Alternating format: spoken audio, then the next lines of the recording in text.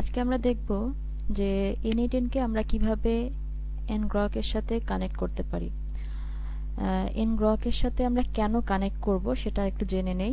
আমরা যখনই Telegram, WhatsApp বা গুগল যে কোনো সার্ভিস থেকে আমরা যখন কোনো একটা আপডেট পেতে চাই, কোনো মেসেজ আসলো, কোনো ইমেল আসলো, আমরা সেটাকে যখনই এটাকে পিক করতে চাই তখনই আমাদের একটা ইউআরএল এর প্রয়োজন হয়, যেটাকে বলে ওয়েবহুক ইউআরএল।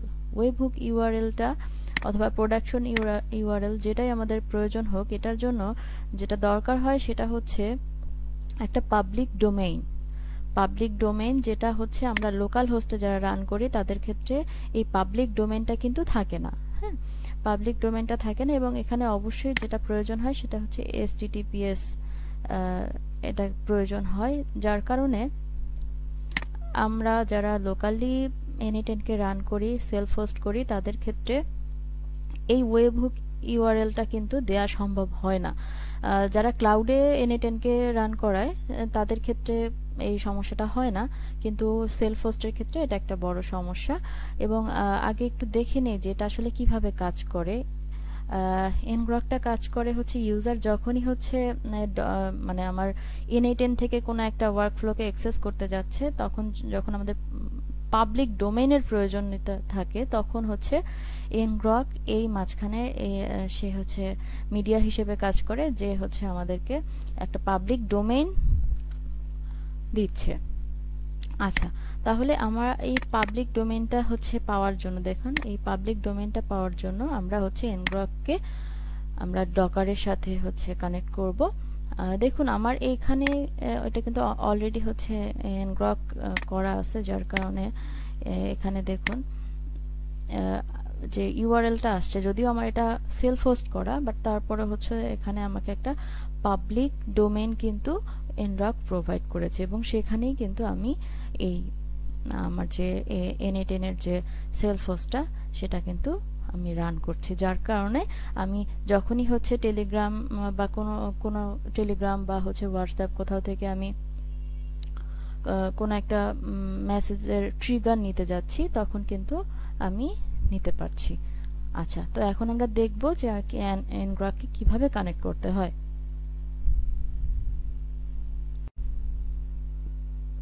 তো প্রথমে আমরা যেটা করব, আমরা গুগলে গিয়ে ngrok সার্চ করব।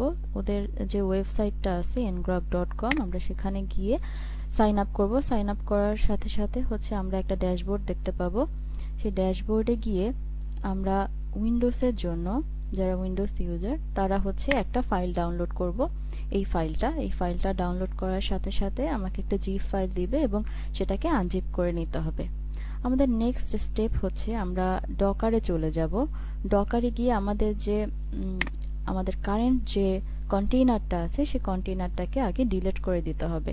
এখন এখানে অনেকের মনে প্রশ্ন থাকতে পারে যে আমার তো আগে অনেকগুলো ওয়ার্কফ্লো করা আছে, তো আমি কি ওইগুলোকে হারিয়ে ফেলবো কিনা বা আমার ডাটাগুলো মুছে যাবে কিনা।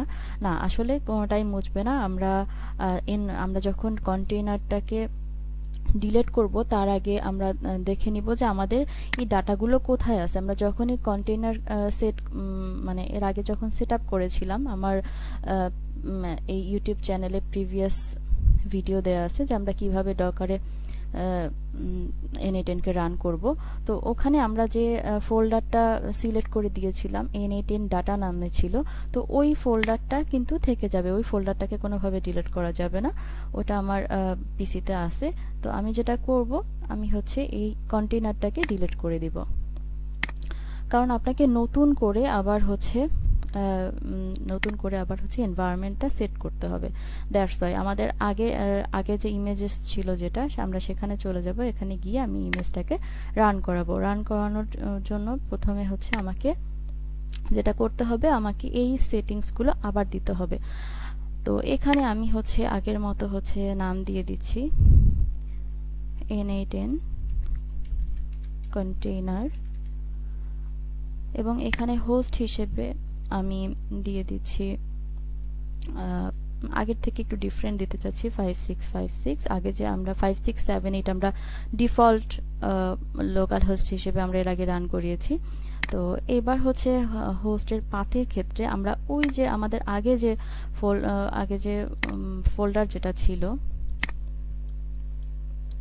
আগে আমাদের যেখানে n8n এর সব ওয়ার্কফ্লোগুলো আছে, আমরা ওই সেম ফোল্ডারটাকে কিন্তু আমরা এখান থেকে সিলেক্ট করে দিব, এবং এই কারণেই আমাদের কোনো ওয়ার্কফ্লো আসলে মুছে যাবে না। তো কন্টেইনার পাথটা আগের মতোই হবে, home slash node slash dot n8n। ওকে, এইবার আমাদেরকে নতুন যেটা করতে হবে সেটা হচ্ছে এনভায়রনমেন্ট ভেরিয়েবলস সেট করতে হবে। এনভায়রনমেন্ট ভেরিয়েবলস গুলো কি আমি একটা নোটপ্যাডে আগে থেকে লিখে রেখেছি।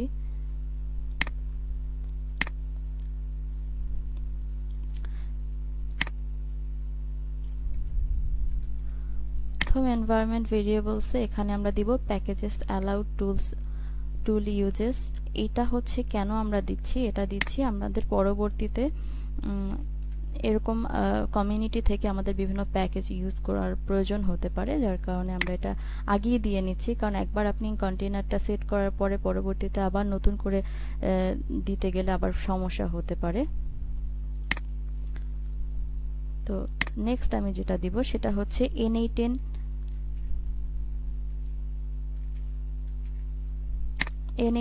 Editor base URL. আচ্ছা, এইটাকে আমরা কোথায় পাবো? দেখুন, আপনি যখনই হচ্ছে অ্যাকাউন্ট ক্রিয়েট করেছেন এবং একটা ড্যাশবোর্ড পেয়েছেন, সেখানে যাওয়ার পরে এখান থেকে স্ট্যাটিক ডোমেইনে চলে গেলে আপনি দেখবেন এইখানে একটা ইউআরএল এখানে দেয়া আছে। এই ইউআরএলটাকে কপি করে নিতে হবে। কপি করে নিয়ে আপনাকে এখানে https ভাবে পেস্ট করে দিতে হবে। অবশ্যই https শুরুতে অ্যাড করে নিতে হবে।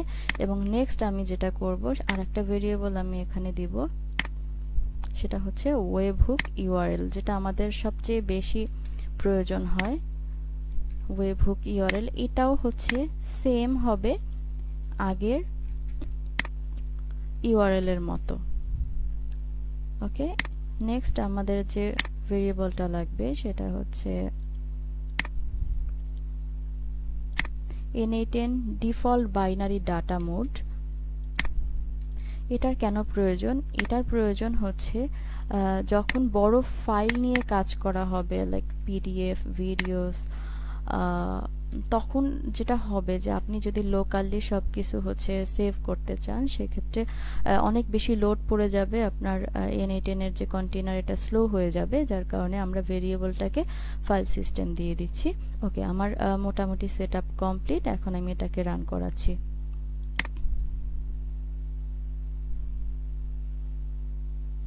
কিছু সময় লাগবে কন্টেইনারটা রান হতে।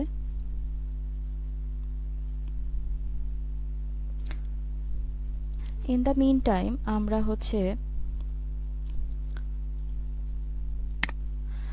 হচ্ছে যে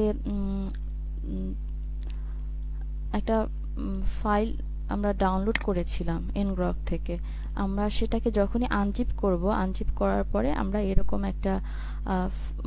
একটা ফাইল আমি এখানে পাবো রান করার জন্য, এবং এটাকে আমি রান করব। রান করার সাথে সাথে এই exe ফাইলটা রান করার সাথে সাথে দেখবেন যে এখানে আপনার কমান্ড লাইন লেখার একটা জায়গা আছে। তো এখানে আপনি যেটা করবেন সেটা হচ্ছে আপনার এখানের যে একটা কনফিগারেশন ফাইলে আপনার একটা অথ টোকেন দিতে হবে। সেই অথ টোকেনটা আপনি আপনার যেখানে ড্যাশবোর্ড আছে ngrok-এর, সেটা এখানে পেয়ে যাবেন। এখান থেকে কপি করে নিতে হবে। কপি করে নিয়ে আপনাকে এটা পেস্ট করে দিতে হবে। তখন সাথে সাথে আপনি দেখেন আপনার লোকালি আপনার ngrok.yml নামে একটা ফাইল ক্রিয়েট হয়ে যাবে। নেক্সট স্টেপ হচ্ছে আপনার এখানে আপনি এই যে স্ট্যাটিক ডোমেইনটা পেয়েছেন, যেটা আপনি আপনার কন্টেইনারে যে ভ্যালুটা সেট করেছেন, এটাকে কপি করে নিতে হবে। কপি করে নিয়ে আপনাকে এটাকে এখানে পেস্ট করতে হবে। তবে তার আগে যেটা করতে হবে, এখানে পোর্ট ডিফল্ট 80 দেওয়া আছে। আপনাকে যেটা করতে হবে, আপনি যে পোর্টটা সেট করেছেন 5656 সেটাকে দিয়ে দিতে হবে এবং এন্টার দেওয়ার পরে আপনি দেখবেন যে এখানে আপনার যে এনরক যেটা আছে সেটা অলরেডি লাইভে চলে আসছে। তো আমরা একটু কন্টেনারে ফিরে যাচ্ছি, কন্টেনারটা প্রপারলি রান করেছি কিনা। আচ্ছা, এখন আমি এখান থেকে একটা লিঙ্ক দেখতে পাচ্ছি যেটা আমার পাবলিক ডোমেইন যেটা। তো আমি এই লিঙ্কটায় ক্লিক করব।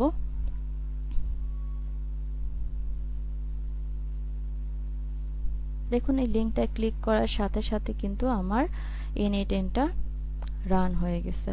এবং এইটা আগে আমাদের যেটা হতো, আমরা হচ্ছে পাবলিক মানে লোকাল হোস্টে আমরা রান করতাম, এবং এখন আমার এখানে যেটা দেখা যাচ্ছে যে আমাকে একটা পাবলিক ডোমেইন কিন্তু এনরক প্রোভাইড করেছে। এটা আমার কেন দরকার, আমার নেক্সট আমার যেসব টিউটোরিয়াল থাকবে যে আমরা কিভাবে টেলিগ্রাম থেকে লিসেন করব, টেক্সট লিসেন করব যে আমার টেলিগ্রামে কোনো মেসেজ আসছে কিনা। তো যখনই আমরা লিসেন করতে যাব তখনই কিন্তু আমাদের এই এনরকের প্রয়োজন হবে, এই পাবলিক ডোমেইনটার প্রয়োজন হবে, যেটা আমরা ওয়েবহুক ইউআরএল হিসেবে এখানে ইউজ করব।